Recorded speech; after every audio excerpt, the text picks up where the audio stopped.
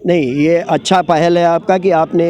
यहाँ पर आकर के इस मुद्दे को उठाया है और जन जन तक जो पहुँचाया है, पहुँचाने की कोशिश की है। इस सरकार ने भी, सीएम साहब ने भी यही कहा था कि हम आपको मैदान देंगे। मानक में बना भी हुआ है, नक्शा भी बना के दिया गया था। हमें यही तकलीफ़ है कि हमें बताया गया, हमें सपने दिखाए गए थे कि हमें मैदान मिलेगा,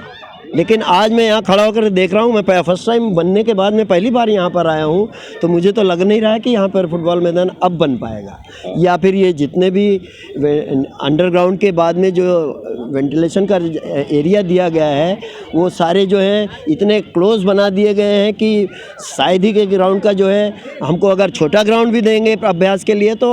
बहुत अच्छा होगा। जी नमस्कार, मैं हूं वाराणसी से शैलेंद्र सिंह और आप देख रहे हैं आईपा यानी all India progressive politics association. इसके अंतर्गत बातें होती हैं प्रगतिशील राजनीति की और चर्चाएं करते हैं कुछ खास महत्वपूर्ण बिंदुओं पर। चूँकि आपको हम बताते चलें ये वाराणसी का बेनियाबाग क्षेत्र है और इस ग्राउंड से अगर बातें करते चलें तो यहाँ से तमाम ऐसे जो हैं यहाँ पर खिलाड़ी जो हैं जो नेशनल और इंटरनेशनल खेले हुए हैं स्पोर्ट्स के माध्यम में। अगर आपसे बात करें तो काफ़ी यहाँ से एक होनहार जो हैं स्पोर्ट्समैन निकले हैं। अपने पैरों का कर्तव्य जो है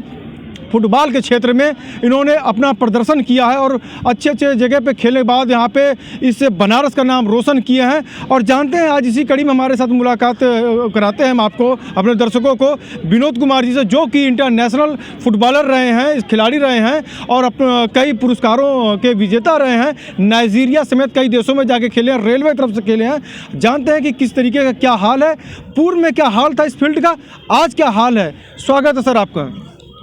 जी विनोद जी, अगर बातें की जाए तो इस स्पोर्ट्स ग्राउंड में, बेनियाबाग स्पोर्ट्स ग्राउंड जो है क्या इतिहास रहा है यहाँ का? इस मैदान पर मैंने शुरुआत की थी खेल से, और खेलने के साथ साथ मैंने यहाँ पे कोचिंग भी की है। और इस मैदान का जो आज मैं फ़र्स्ट टाइम यहाँ पर बनने के बाद में इसका जो प्रगति हुई है, और प्रगति तो दिख रही है, लेकिन जो फुटबॉल के लिए प्रगति है वो तो मुझे कुछ हजम नहीं हो रही है। कि फुटबॉल मैदान तो जैसा कि मेरे साथियों ने बताया है कि इसमें फ़ुटबॉल का नक्शा भी है, फुटबॉल ग्राउंड बनेगा, लेकिन यहाँ बैठकर देखने में तो लग रहा है कि फ़ुटबॉल ग्राउंड क्या है, तो टहलने लायक भी जगह नहीं है, फुटबॉल खिलाड़ी के वार्म अप करने के लायक भी जगह नहीं बची है। तो मुझे इस बात का बड़ा अफसोस भी हो रहा है कि जहाँ पर इतने स्तर के खिलाड़ी निकले हैं, जो प्रदेश को, देश को, राष्ट्रीय अंतर्राष्ट्रीय स्तर पर इस मैदान से जो खिलाड़ी निकले हैं, आज उनके लिए खेलने का मैदान नहीं बन पा रहा है। और हम प्रतियोगिता क्या करेंगे यहाँ पर? तो हम अब पिछले 19 को हमने बंद किया है, कोरोना काल के बाद से ये बंद हुआ, वरना नहीं तो 10 साल तो यहीं पर लीग कंटिन्यू हो रहा है। खेलो इंडिया के तहत बहुत बढ़ावा दिया जाता है भारत सरकार द्वारा। इस बेहतर स्पोर्ट्समैन निकले हैं, भारत से देश को ट्रॉफी दिलाएं और कांस्य पदक, रजत, तमाम जो भी हैं पदक, ओलंपियन में जाएं, तमाम ऐसे खेल जो हैं, बहुत से तमाम ऐसे खेल हैं आपके यहाँ पे खेलते हैं लोग। इसके साथ साथ अगर बातें की जाएं तो आपका जो दौर था उस समय का, उस समय कौन कौन से ऐसे खिलाड़ी थे आपके साथ के जो नेशनल खेले और इंटरनेशनल खेले, और जो कौन कौन से यहाँ पे पुरस्कार लेके आए? इस मैदान मेरे साथ में नसीम भाई हमारे सीनियर, बहुत सीनियर प्लेयर थे। नसीम भाई उस समय खेलते भी थे, वो ईस्टर्न रेलवे ज्वाइन किए और कलकत्ता में भी खेलते थे, और समय समय पर जब यहाँ आते थे तो वो यहाँ भी खेला करते थे। उनको देख करके बड़ा लगता था कि हम लोग तो बहुत उस समय छात्रावास में आए ही थे, उनको देखा। उसके साथ में सलाम भाई थे, इस मैदान के जो प्रोडक्ट थे, जो रियल प्रोडक्ट यहाँ इस मैदान बेनियाबाग, जिसे आज राजनारायण पार्क के नाम से भी पूरा शहर जानता है, आज राष्ट्रीय स्तर का यह पार्क भी बन गया है, पार्किंग बन गई है, कार पार्किंग बनी हुई है। तो यहाँ पर ऐसे खिलाड़ी थे, सैयद इजहार आलम थे जो उत्तर प्रदेश के सेक्रेटरी भी रहे हैं इसी मैदान से, पड़ोस में उनका ऑफिस भी था हम लोग का, उत्तर प्रदेश फुटबॉल संघ का। और अजीज़ भाई, महमूद भाई, ये 3-4 भाई थे और सभी राष्ट्रीय स्तर के खिलाड़ी थे, और उनके साथ हमें खेलने का भी मौका मिला। आज नई जनरेशन में नूर आलम है, हमारे साथ भी खेले हैं, जोशी हैं, शमशी रजा हैं, ऐसे तमाम हैं खिलाड़ी हैं जिन्होंने ना केवल वाराणसी प्रदेश और देश की भी सेवाएं कर रहे हैं। आज भी शमशी कोचिंग कर रहे हैं और अच्छे लेवल पे कर रहे हैं। आई लीग वगैरह में भी वो अपना प्रदर्शन कर चुके हैं।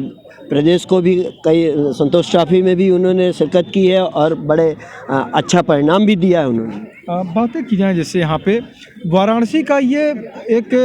हृदय कहा जाता है, जस्ट बगल में काशी विश्वनाथ कॉरिडोर बन चुका है, बेनिया बाग जगह है, ये हाड़ा सराय है बगल में ही आपके, मतलब कि कुल मिला के 2 किलोमीटर के अंदर में 3 किलोमीटर के अंदर में बनारस का जो ये हृदय कहा जाता है बेनिया बाग क्षेत्र जो है, यहाँ के जो फुटबॉल प्रेमी जो थे, फुटबॉल जो खेलते थे, जो युवा जो थे यहाँ पे, आज किस नज़रिए में आप देखते हैं जो डेवलप जो हो रहे हैं यहाँ पे, तमाम काम चल रहे हैं यहाँ पे, डेवलप किए जा रहे हैं, क्या नज़र आ रहा है आपको यहाँ पे स्पोर्ट्स का जो क्षेत्र जो था यहाँ पे, जो स्पोर्ट्स के लिए लड़के आते थे खेलने के लिए, जैसे आज खेल भी रहे हैं यहाँ पे, तो क्या नज़रिया अब आ रहा है इस समय, क्या भविष्य नज़र आ रहा है इसका? जैसा कि आपने स्वयं ही बताया कि यहाँ बिजनेस का एक बहुत बड़ा गढ़ है, बनारस का हृदय तो है ही है ये, और बिजनेस के साथ साथ खेल कूद के लिए भी ये इतनी बड़ी जनरेशन है, आबादी है, और उसके बीच में ये एक मैदान ऐसा था जो सारे के लिए प्राण वायु अगर मिलती थी तो यहीं पर मिलती थी। चाहे उसमें आप अंतर्राष्ट्रीय स्तर का मुशायरा कर लीजिए, पॉलिटिकल मैंने देखा है कि तमाम राष्ट्रीय स्तर की जितने भी पॉलिटिकल सभाएं होती थी इसी मैदान, क्योंकि मैदान है ही नहीं कहीं। ये खेल का मैदान भी था और समय समय पर सारे आयोजन भी होते थे। बिस्मिल्लाह खां की हमने अंत्येष्टि भी यहीं से उठाई है, तमाम शादियां यहाँ पे की है, खिलाड़ियों की शादियों का भी जरिया बनता था। बिजनेस का तमाम, अगर शहर में कभी लगता था कि नहीं, दिवाली दशहरे में भी लगता है कि नहीं, हमें फिल्म मेला वगैरह भी जो है काफ़ी कुछ, सारा कुछ यहाँ लगता है, क्योंकि मैदान था नहीं। जहाँ सरकार को लगता है कि नहीं यहाँ क्राउड होना है, ये चीज़ पटाखे वगैरह अगर लगता है कि नहीं यहाँ पर कहीं कैजुअलिटी हो सकती है तो खुले मैदान में लग रहा है, तो इसी मैदान पे भी कुछ समय के लिए लगता था, और बड़े सारे लोग, बिजनेस भी बहुत अच्छा हुआ। आज इसको केवल बिजनेस पॉइंट ऑफ व्यू से बना दिया गया है। अच्छी बात है, बिजनेस डेवलप होगा, हमारे रोज़गार भी बढ़ने चाहिए, व्यापार भी बढ़ना चाहिए, लेकिन हम अस्वस्थ हो जाएंगे तो कहाँ जाएंगे। अगर यहाँ पे बीजेपी से लगातार श्यामदेव राय चौधरी थे, यहाँ पे विधायक थे, इसके बाद नीलकंठ तिवारी यहाँ पे हो जाते हैं 2017 में, भगवा मैं था यहाँ पे, 8 के 8 विधायक यहाँ पे बीजेपी के थे। तो ये बेनिया बाग के साथ अगर बात करें, जो डेवलप जो की जा रही है यहाँ पे, डेवलप हो रहे हैं जिस तरीके से देख रहे हैं, अच्छे डेवलप हो रहे हैं, जो स्पोर्ट्स का जो दर्द है कहीं ना कहीं से आपका झलका इसमें, तो इसके लिए क्या मांगे की जा रही हैं, क्या आप चाहते हैं कि सरकार से कि किस तरीके की मांगे आपकी आवाज़ उठे यहाँ पे, जो स्पोर्ट्स की अगर बातें की जाएँ, फुटबॉल की जो बातें की जाएँ, जो तमाम यहाँ पे जो क्रिकेटर्स, फुटबॉलर्स जो यहाँ पे निकले, तो तमाम ऐसे फुटबॉलर्स निकले जो रोशन किए, देश का नाम रोशन किए, तो क्या दर्द झलकता है, क्या आप अपेक्षा रखते हैं सरकार से? हम सरकार से ये अपेक्षा रखते हैं। नीलकंठ तिवारी जी भी काफ़ी समय तक उन्होंने स्पोर्ट्स को भी देखा है, और हमारे बीच में मोहम्मद साहिद जी के साथ में रहा, जो 3 बार हमारे जो है ओलंपियन भी रहे हैं और भारत का कैप्टनशिप भी किया उन्होंने। उनकी अंत्येष्टि के बाद हमने पहला उनके नाम पर राष्ट्रीय स्तर का जो हमने चैम्पियनशिप कराई हॉकी में, उनसे नीलकंठ तिवारी जी से मेरी वहाँ मुलाकात भी हुई, उन्होंने मुझे सम्मानित भी किया था, और मुझे उनसे बड़ी अपेक्षा है कि इस मैदान को आप लोग पावर में हैं। मोदी जी सर हमारे जो सांसद भी हैं, और खेलो इंडिया के तहत यहाँ पर तमाम प्रोग्राम उस समय भी हुए थे जब उन्होंने शुरू किया था खेलो इंडिया। इस मैदान पर भी काफ़ी आयोजन हुए हैं, और हम लोग उसके प्रमोशन में भी यहाँ पर तमाम आयोजन करते रहे हैं, लीग से लेकर के तमाम स्कूल के बच्चों के भी आयोजन किए हैं। और मेरी यही उम्मीद है कि इस मैदान को जिस तरह से मानक के अनुसार बनाया गया था और हमें दिखाया गया था कि आपको मैदान देंगे, वो दिख नहीं रहा है। हमारे साथ चूँकि विनोद जी हैं और इंटरनेशनल खिलाड़ी, और हम थोड़ा सा अपने दर्शकों को थोड़ा सा दिखाना चाहेंगे कि किस तरीके के यहाँ पे जो स्पोर्ट्स की अगर बातें की जाएँ, किस तरीके के यहाँ पे स्पोर्ट्स होते थे, और यहाँ पे जो लड़के जो हैं यहाँ पे, आपको मैं दिखाता चलूँ कि मेरे पीछे आप देखेंगे लड़के किस प्रकार से यहाँ पे कर रहे हैं। यहाँ पे अगर यहाँ पे देखा जाए फुटबॉल खेल रहे हैं, और आप विनोद जी कोच हैं यहाँ पे, तो विनोद जी एक जानकारी लेना चाहेंगे, जो लड़के जो हैं, जो प्रारंभिक अगर बातें की जाएँ, जिस तरीके से यहाँ पे आप इनको सिखाते हैं वो फुटबॉल खेलना, तो अब क्या उम्मीदें लगाए हैं, इनका भविष्य क्या नज़र आता है आपको? इन्हें जो मैदान मिलना चाहिए, खेल का जो मैदान मिलना चाहिए, कि हम जा कर के राष्ट्रीय और अंतर्राष्ट्रीय स्तर पे खेलेंगे। जब उस मानक का मैदान ही नहीं मिलेगा उनको यही नहीं पता लगा मुझे कितना लंबा शॉट मारना है, कितना हमें दौड़ना है। फुटबॉल में किक ही सबसे ज़्यादा से बड़ी माने रखता है कि हम कॉर्नर लगाए, कॉर्नर की जगह ही नहीं है। मैं जिस जगह पे खड़ा हूँ ये ग्राउंड का कम से कम नहीं तो मैं 20 फीट अंदर खड़ा हूँ, जो पुरानी मैदान थी। और आपको थोड़ा अगर आप कैमरा उधर करें तो वो मेरा मेन ग्राउंड गेट था, और गेट के वहाँ से ये मैं 20 फीट अंदर हूँ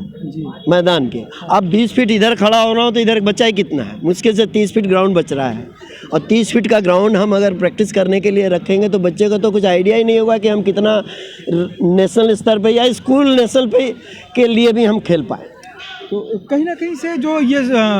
सरकार से किस प्रकार से डिमांड रहेगी और कैसे क्या आप लोग जो हैं, चूँकि आप इंटरनेशनल खिलाड़ी रहे हैं और हम जैसे देख रहे हैं कि सब लोग यहाँ पे खेल रहे हैं इस समय, जो फुटबॉल खेल रहे हैं, तमाम यहाँ पे देख रहे हैं कि स्पोर्ट्समैन हैं भी यहाँ पे जो नेशनल खेले हुए हैं, अभी मुलाकात भी हमारी भी। तो अगर बातें की जाए यहाँ पे तो यहाँ लोकल स्तर में अगर पॉलिटिकल, चूँकि अब ये चुनावी समय है, सीजन है इस समय, तो क्या इसका विरोध भी, क्या कुछ ऐसा राजनीतिक विरोध भी नज़र आएगा चुनाव में? नहीं, विरोध तो करने के लिए देखिए अपोजिशन जो भी करे, लेकिन हम खिलाड़ी के नाते यही चाहेंगे कि हमें किसी से विरोध नहीं चाहिए,